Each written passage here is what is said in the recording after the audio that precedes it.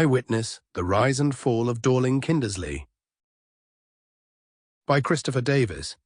Read by George, Authorised Voice Replica. Author's Note.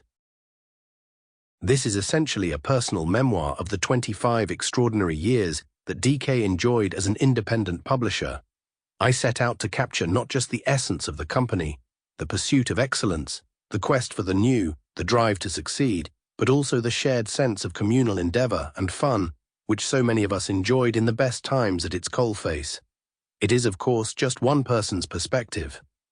I kept no diary, alas, during my 3 decades with DK, so although this is a work of non-fiction, it relies for the most part on my memory, and therefore any failings of that untrustworthy mechanism are my responsibility.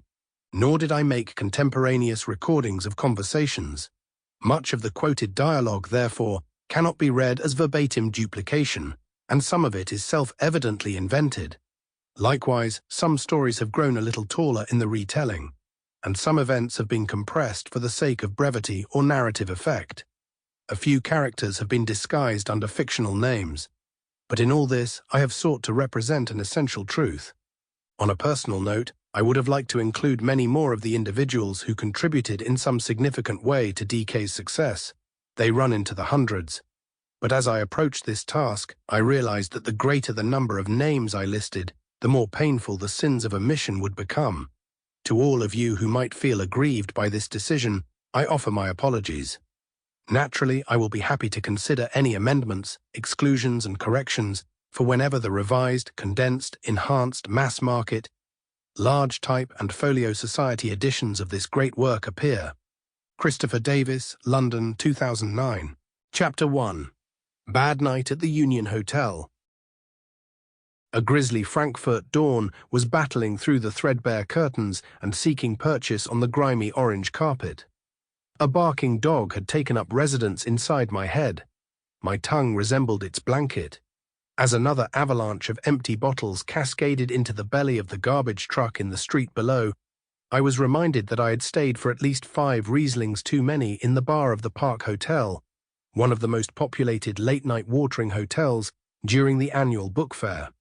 Publishers, editors, agents, authors, illustrators, photographers, art directors, publicists, production heads, marketeers and sales directors, printers and packagers, patrician elders and Arivista wheeler dealers, corporate accountants, captains of industry, conmen, cowboys, inveterate dreamers and perpetual no-hopers gathered here or in the slightly more traditional atmosphere of the Frankfurter Hof after their dinner engagements to bray and brag and laugh and leer, and through the misty excesses of their alcoholic intake reaffirm, to themselves at least, that their place on the great wheel of publishing fortune was secure for another year. Frankfurt was the tipping point, the Oktoberfest of the book world, at which, or so I was led to believe, the future could be staked, won, lost, or merely held at bay. Concepts were pitched, synopses circulated, advances touted, deals bartered, co-editions contracted, promises airily made, and everywhere the cries of "I'll get back to you" rose to the rafters of the hangar-like halls on thermals of hype. Alas, I was not waking in the cool Egyptian cotton of the Park Hotel. I was sweating in the skiddy nylon sheets of the Union Hotel, a starless establishment in the impoverished heart of the city's red light district. Across the road was Meyer Gustel's cellar, a once-favoured haunt of American GIs, which featured a brass band of portly gents in lederhosen and bog-brush hats, whose repetitive oompa-oompa boomed through the windows of the hotel until the early hours. If that were not enemy enough of sleep, the curtains were too skimpy to keep out the flashing neon sign of Dr. Mueller's Sex and Gags shop, which even now was beaming its on-off Technicolor greeting directly into the room. Sex and Gags was a 24-hour business. I was not alone in the room. The budget of Dorling Kindersley, a newly hatched company, did not run to luxury of any kind. There were only 4 of us on this initial venture to the book fair in the autumn of 1975.